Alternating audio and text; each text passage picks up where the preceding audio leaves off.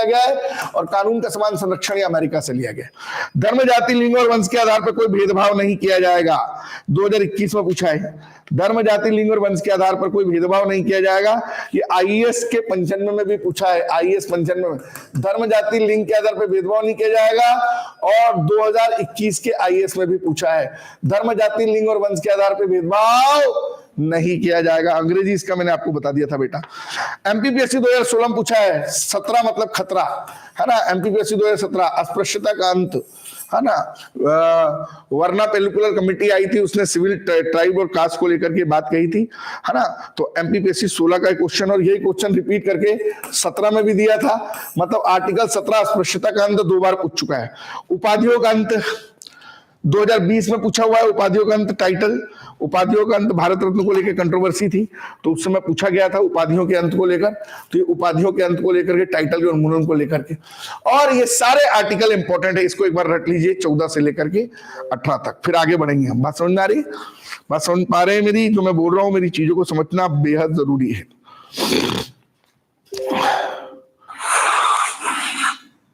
आप देख रहे हैं, कोई डाउट किसी बच्चे को, किसी प्रकार का कोई भी डाउट अगर है तो पूछ लीजिए। चीज के रूप में दे सबसे इंपॉर्टेंट वो भी कि इस महत्वपूर्ण सेशन में बैलेंस वाला पोर्शन लिखा जाना चाहिए। आप देख रहे हैं, कोई डाउट?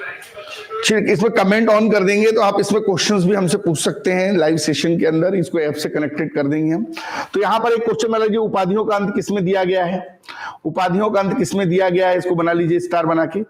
और एबोलिशन ऑफ टाइटल, ये इस बार के लिए इंपॉर्टेंट क्वेश्चन बन सकता है ना। इसके बाद हम लोग आर्टिकल 19 से लेकर के जो है 22 तक डिटेल में देखेंगे।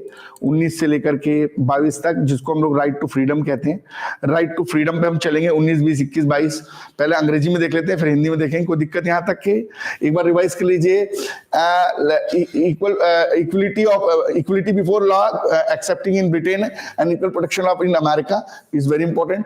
कानून सबकी नजर में सेम है, कानून की नजर में सब सेम है। धर्म, जाति, लिंग और मूल के आधार पर भेदभाव नहीं होगा। No discrimination in the religious, caste and gender and birth place. And next is that लोक नियोजन के अवसर की समानता, अपॉर्चुनिटी गिवन बाय एवरीवन। अस्पृश्यता का अंत, यहाँ पर एबोल्यूशन के बारे में बात हो रही है, कोई किसी को दलित नहीं कहेगा ये वो। उपाधियों का अंत, एबोल्यूशन ऑफ टाइटल के बारे में बात हो रही है।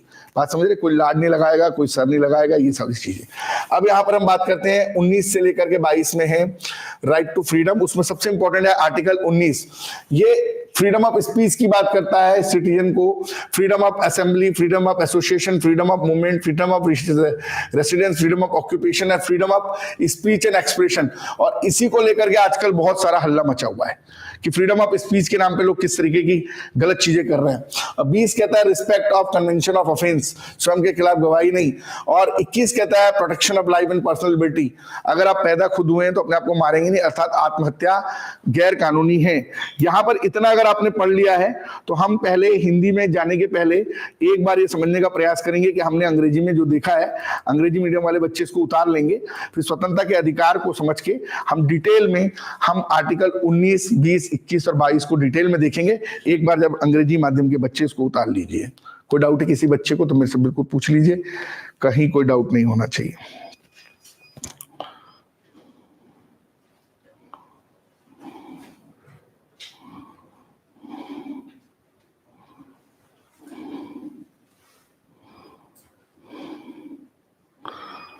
बोले 19 क्या है बेटा, आकृति बताइए अंग्रेजी में। ओके। और 20 protection and respect. Very good, ठीक है। तो यहां देखते हैं 19 के बारे में। 19 को देख लेते हैं एक बार डिटेल में, पूरा अच्छे से देख लेते हैं। आर्टिकल 19 को मेंस में लिखने को आता है। आर्टिकल 19 क्या है, तो पूरा का पूरा आर्टिकल 19 को आपको लिखना पड़ेगा।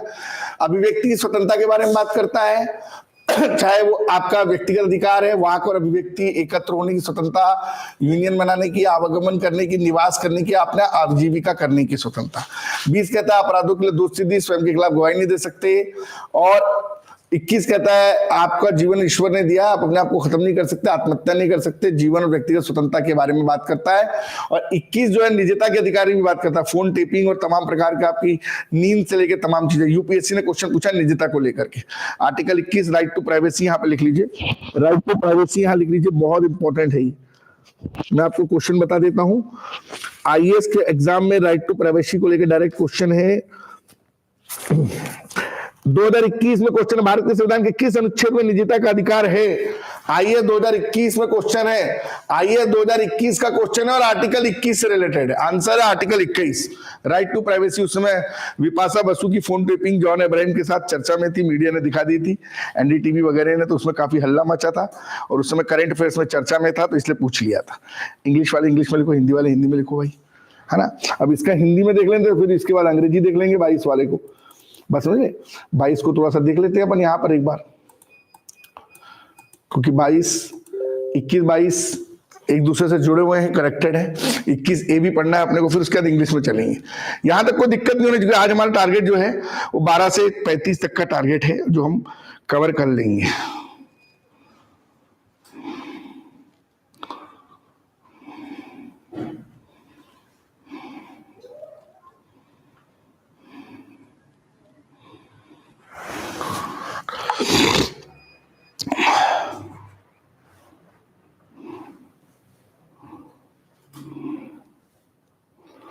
चलिए यहां पर स्टार मार्क लीजिए। 2021 के आईएएस का क्वेश्चन मैंने बताया कि निजता का अधिकार क्या है, अनुच्छेद 21 है। बोलिए सर नो। इसके अलावा एक दो चीजें मैं आपको और बताना चाहूंगा। यहाँ पे 2016 में क्वेश्चन है प्राण और दैहिक स्वतंत्रता को लेकर। प्राण और दैहिक स्वतंत्रता किस अनुच्छेद में? अनुच्छेद 21 में। निजता का अधिकार भी उसी में, और ये क्वेश्चन आईएएस 2016 में पूछा है, प्राण और दैहिक स्वतंत्रता वाला। इसके अलावा राष्ट्रीय आपातकाल में कौन से दो अनुच्छेदों को हटा दिया जाएगा? तो 20 और 21। 20 और 21 नीचे लिख लो स्टार बना के। राष्ट्रीय आपातकाल के दौरान 2015 आईएएस में ये निलंबित नहीं किए जा सकते। 20 और 21, 20 और 21। उसके आईएएस 2010 में क्वेश्चन पूछा अपने खिलाफ गवाही ना दे सकने वाली बात कौन है? अनुच्छेद 20। आईएएस 2010 अपने खिलाफ गवाही नहीं दे सकते हैं। 2010 आर्टिकल जो है 20 अपने खिलाफ गवाही नहीं दे सकते। बात समझ में आ रहा है? कहीं कोई दिक्कत नहीं होना चाहिए, इतनी बातों को समझ में आना चाहिए। किसी को राष्ट्र गीत गाने के लिए बाध्य नहीं किया जा सकता।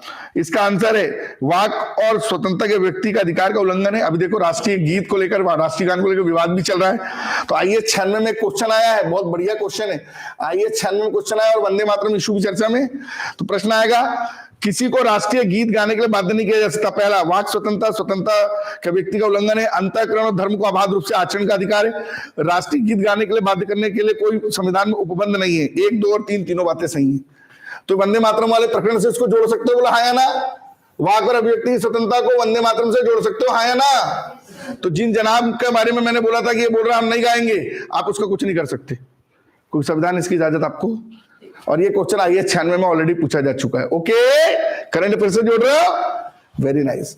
आगे आ जाओ। 21 ये कहता है 6 से 14 साल के बच्चों को निःशुल्क शिक्षा, और इसके लिए 86वां संविधान संशोधन लाया गया यशपाल कमेटी की रिकमेंडेशन पर। Free and compulsory education 6 to 14 years. Norway में 20 साल है, इसको हमारे भारत में 20 साल करने पर विचार चल रहा है। और जो कोटा कानून और नजरबंद वाली बात है, निवारक निरोध, ये वाला जो है प्रिवेंशन ऑफ एक्ट वाला जो बात है, ये आर्टिकल 22 में है। बिना बताए नजरबंदी हो जाएगी, बिना बताए गिरफ्तारी हो जाएगी।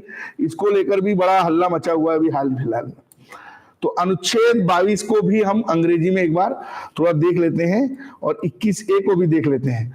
लेकिन उसको देखने के पहले ये समझ लीजिए कि 21 क्या कहता है अंग्रेजी में, लिख लीजिए। Right to elementary education, primary education, right to elementary education. और हमारे यहाँ जो एलिमेंट्री एजुकेशन है 6 से 14 साल के बच्चों के लिए, उसको जोड़ा गया। और ये 86 कॉन्स्टिट्यूशनल अमेंडमेंट 2002 से किया गया। ये पीएससी ने क्वेश्चन पूछा था, 86 कॉन्स्टिट्यूशनल अमेंडमेंट से किया गया है। ये right to elementary of education 6 से 14 साल के बच्चों के लिए यशपाल कमेटी की रिकमेंडेशन पर, और right to elementary of education Yashpal committee की रिकमेंडेशन पर, और 86 कॉन्स्टिट्यूशनल अमेंडमेंट के द्वारा ये किया गया है। 86 कॉन्स्टिट्यूशनल अमेंडमेंट के द्वारा ये बेसिकली किया गया। और एक चीज और बता दूं, एमपीपीएससी 2019 में क्वेश्चन था, उन्नी कृष्णन वर्सेस भारत संघ राज्य के बारे में क्या कहा गया? तो ये 2019 में केस आया था, उन्नी कृष्णन वर्सेस भारत संघ, एक्चुअली 93 में आया था उन्नी कृष्णन वर्सेस भारत संघ, और इस केस में कहा गया था कि 6 से 14 साल के बच्चों को निःशुल्क शिक्षा दो। तो एमपीपीएससी ने क्वेश्चन पूछा था, सुप्रीम कोर्ट ने संविधान के अनुच्छेद 21 में शिक्षा के अधिकार को कब शामिल किया? 4 ऑप्शन, उन्नी कृष्णन वर्सेस आंध्र प्रदेश, गोविंद वर्सेस मध्य प्रदेश, परमानंद कटारा वर्सेस भारत संघ, चमोली सिंह वर्सेस उत्तर प्रदेश। आंसर है उन्नी कृष्णन वर्सेस भारत संघ 1993 के आधार पर 6 से